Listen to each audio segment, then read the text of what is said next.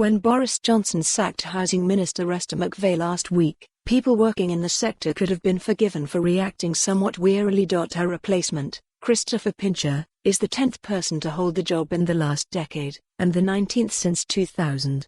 It is, by some distance, the worst churn experienced by any government department over that period.Read more. Want to encourage downsizing and free up the housing market? Reform stamp duty. Against this backdrop, it is difficult to see how those in the department can hope to get anything done. According to a report from the Institute for Government last month, excessive turnover of ministers undermines good government and means that departments suffer constant changes in direction, crippling efforts at long-term reform and creating confusion and waste. This is especially true of housing ministers.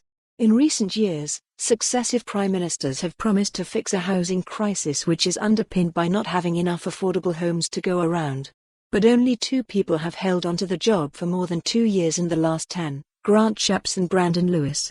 The list of recent holders sounds more like a pub quiz answer with each passing season. To compound the issue, since housing was brought under the departmental umbrella of the renamed Ministry of Housing, Communities and Local Government in 2018, there have already been 3 secretaries of state at the helm, Sajid Javid, James Brokenshire, and Robert Jenrick.As. As a result, a sense of frustration permeates across the industry. There is a total incompatibility between the political cycles and the long-term aspects of housing, and appointing the 10th housing minister in the last 10 years makes a complete mockery of the role, says Felicie Kr, director at Assail Architecture. The industry needs stability to make progress.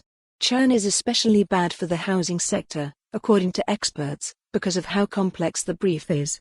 It encompasses not only construction, but also finance, infrastructure, public services, and taxation.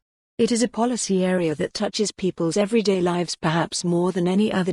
Last year, the National Housing Federation estimated that 8.4 million people in England live in an unaffordable, insecure or unsuitable home.